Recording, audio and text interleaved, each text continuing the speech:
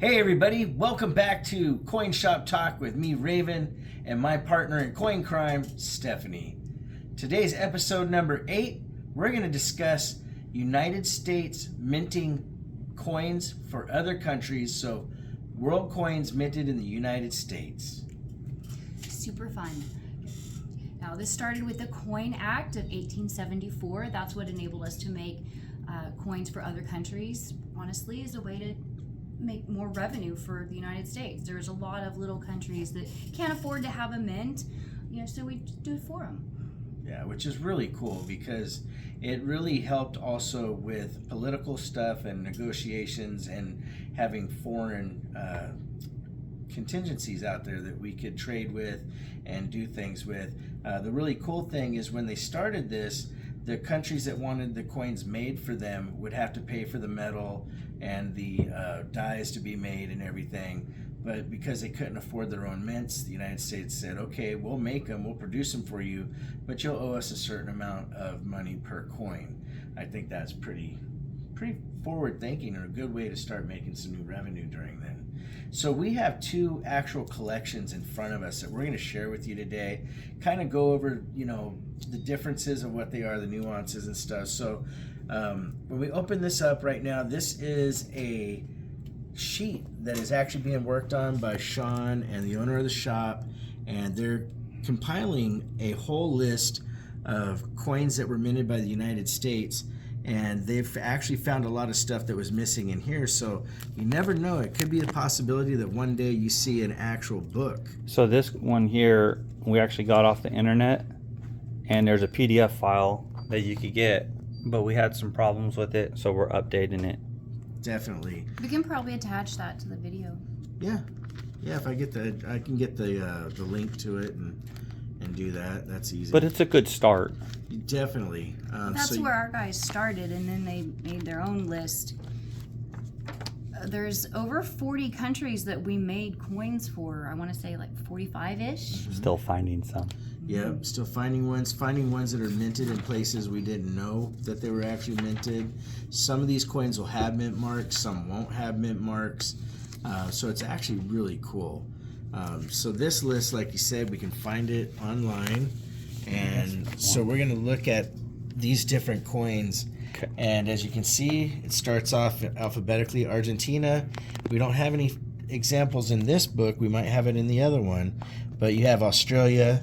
And the cool story about these coins here is the dies for these were actually smuggled in submarines and made it able to produce coinage for Australia. There's a really, really rare one, like this Belgian Congo one is almost super hard to find, and I believe that was one of the first ones made. That was the first ones in that shape for the mint, and I believe it's a mint error. Nice. So our cameraman Sean is actually an expert in this stuff, and he's really excited that we're doing this because it's really cool. You got from Bolivia, and then this Belgian coin right here. That's off of U.S. steel planchets. Yep, you see right there, 1943 steel cent. We come over here and we actually minted coins for. He's showing you the reverse. Sorry, guys. So while he shows you that, we go into Canada. We actually minted some coinage for China too, which actually surprised me because I know China's had their own mints for a long time. Is that a silver dollar? Yeah. Yep. So Canada is a tough one because you got to count the reeds. Yeah. And there's a lot of reeds. And that here, like Stephanie just said, that's a silver dollar planchet that they did that on. It's a nice so coin. That's really cool. That's a 90% silver. We don't have anything from Colombia or Costa Rica in here. Costa Rica until we come to this other area. Sean's showing you the reverse of the obverse of the Chinese coin. So Costa Rica starts here, and it's really kind of cool just to see the different places they come from. And the good thing about a lot of these coins, they're relatively inexpensive. Yeah, this is one of those things where these are very collectible. Some are really valuable and some are just collectible, but that's the beauty of doing collections. You get to pick and choose what you want to do. And so this is more of, instead of us talking so much that it's just on and on, we wanted to share some really beautiful things because a lot of people don't realize, we minted stuff for Costa Rica. We minted stuff for Cuba. Mm-hmm. you know, and which is cool because the brass ones, they're made out of artillery brass that's been recycled and made into coins. that's awesome. Beating your plow guns into shares or something like that. Yeah. Well, I like that all the other countries, they have different shapes. You mentioned the hexagonal one. I mean, there's round ones with holes, they're diamond, they're the crinkly edges. I honestly get a little bored with round United States coins all With the a time. bunch of dead presidents and no real pretty stuff. Like Exactly. the turtle from Fiji, they have Oh, really yeah. cool stuff. So, you know, if we go through this, you know, here's Curacao. Oh, Curacao. This is the first one, like a diamond. Yeah.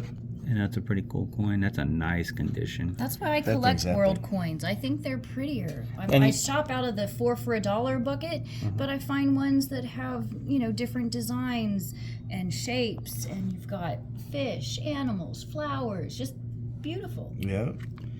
All right, we move on to the Dominican Republic, and then There's a bit of a glare. Sorry about that, guys, but we're doing the best we can with these lights.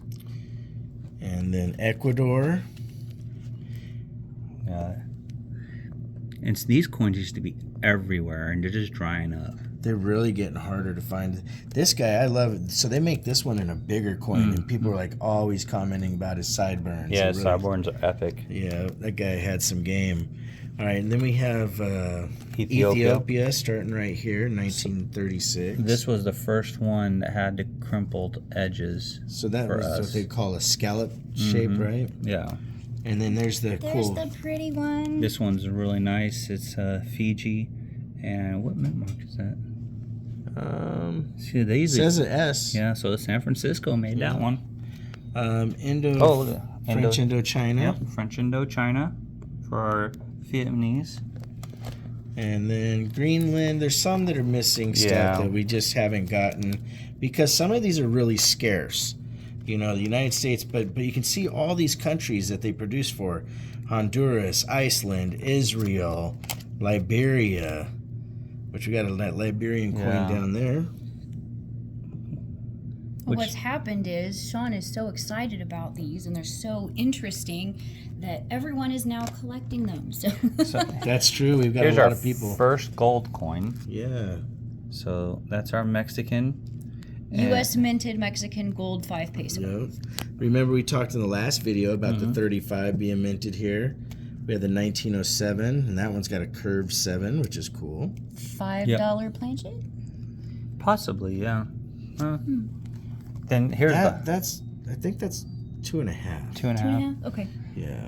And then if you look right here, these are the tougher ones because you have to have Oh. a degree in figuring out what they are. Yeah. And they're sometimes it's easier just by the mint sets. That's true. There are cool mint sets out there.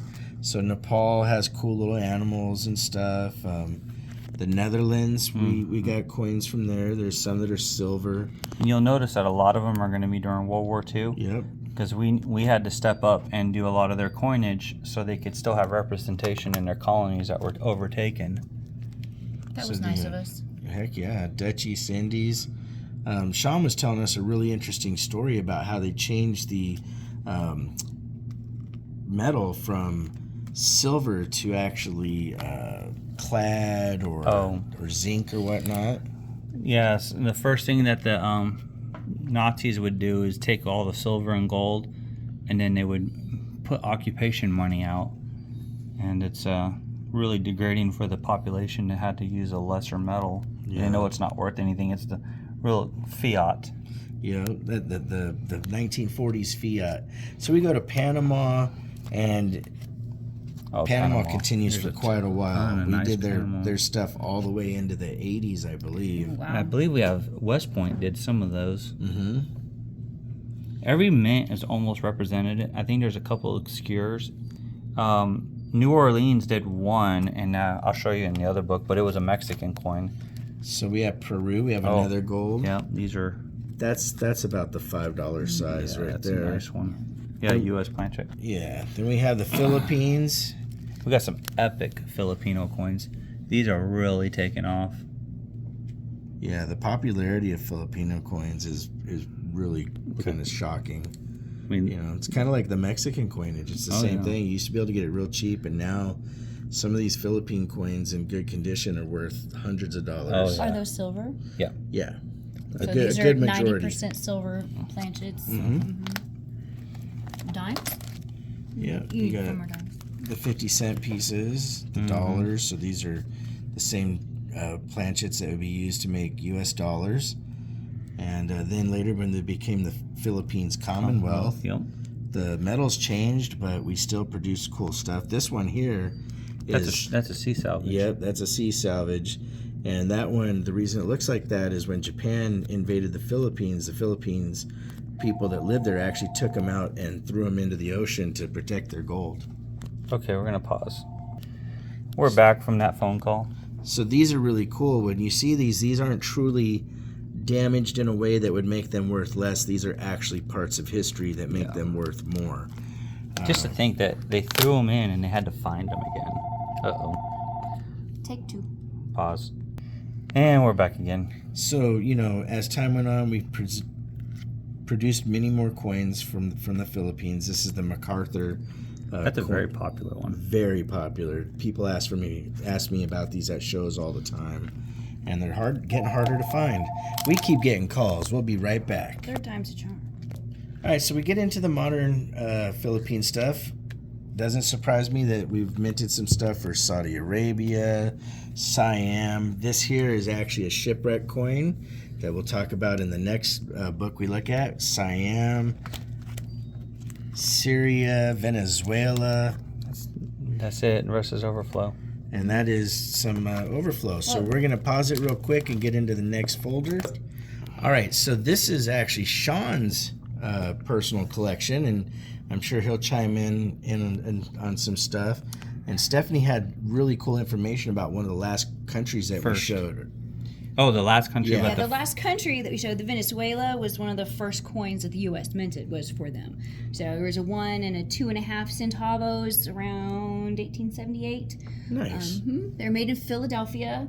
So just, copper, nickel, zinc, and they made, 10 million 1 centavos, 2 million 2.5.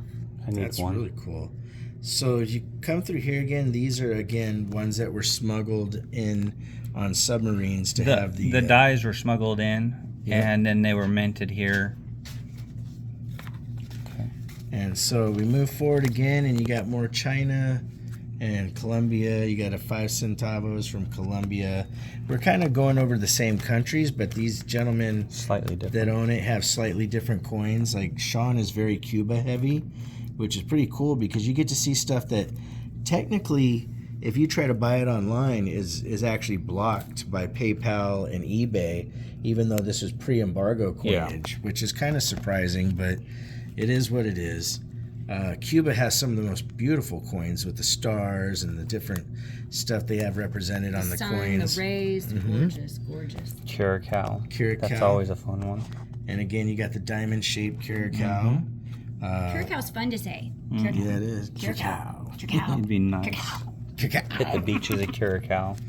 You got the bronze from Ecuador, the Dominican Republic, 10 centavos. Again, just a really cool assortment. You won't find very many people that have this extensive of collections yet, because I think this is what they would call a sleeper kind of collection, but it's been gaining popularity because Sean has promoted it quite a bit, and I'm glad to have it as part of the Coin Shop Talk series, because this whole series of Stephanie and myself and Sean was really designed to show people stuff that they hadn't seen, teach new collectors new things, and hopefully save you guys money over time. Here, Guatemala has some really nice coins. I love the crest.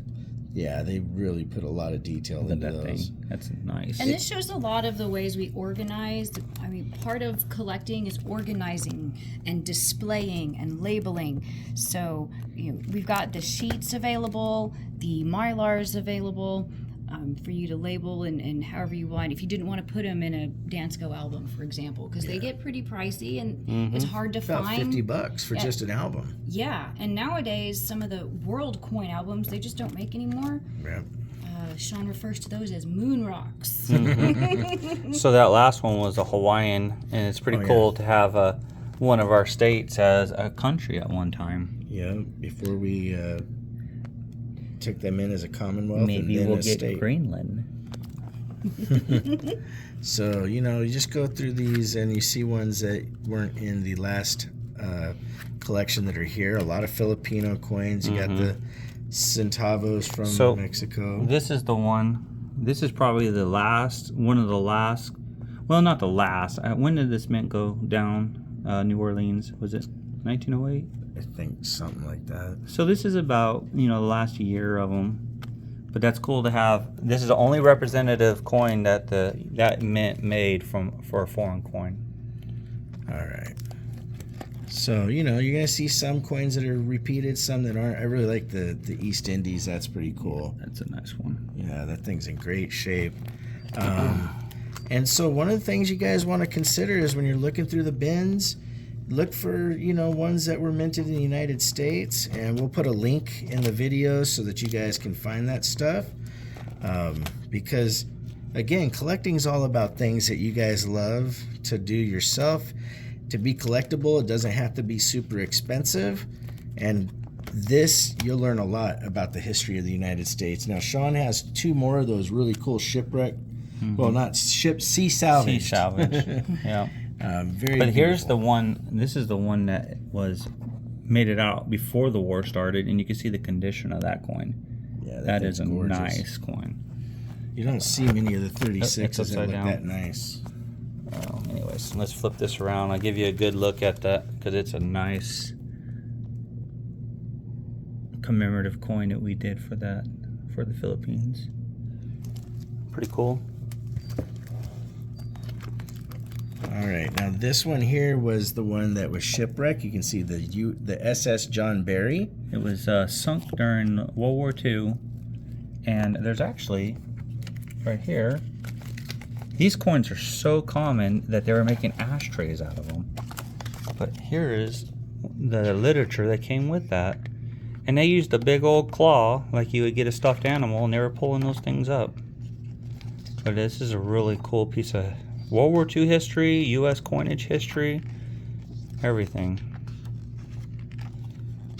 And Very these are cool. still available. Wow, this is an extensive book, man. Yeah. Oh, that's cool to see Show the actual shipwreck. The way that they found it on the ocean. Wow. Split in half. It was full of military equipment too. Now, do we have a location that we keep all of our world coins minted by the U.S.? We or have- do we just have them scattered throughout with We're world? trying to make a tray where you could just come and do your shopping, but people have been buying out of it. So this is a really cool Look at that book. thing. They got the big old claw. Crane. Just you see the coins falling out because there's so many. Look at them. They're doing this with shovels. That's So- insane. It's a Some pretty of cool this piece of history. Yeah. Hopefully we don't get copyright. I don't think so. That's all coins and currency are, is history.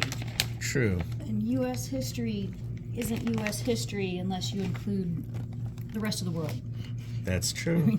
It's all Look at that. interconnected. Syria, which I gotta find some. Here's Venezuela again. And then that pretty much brings us to the repeats that Sean owns. And you guys get to see a super extensive 2 binders worth of collections, foreign type coins made by U.S. mints. Pretty epic.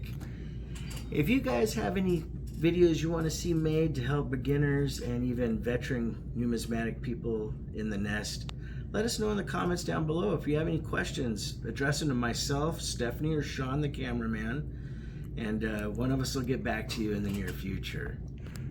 Come in and see us at Flying Eagle Coins. We'll help you out with your U.S. coins, your world coins, and your U.S. minted world coin collections. Right on. Like always, if you want to correspond, it's ravenhawkcoins@gmail.com. Our P.O. Box is 721-296, Norman, Oklahoma 73070. Like always, please make sure to take care of one another. We'll see you real soon. Ravenhawk Coins, have a great day.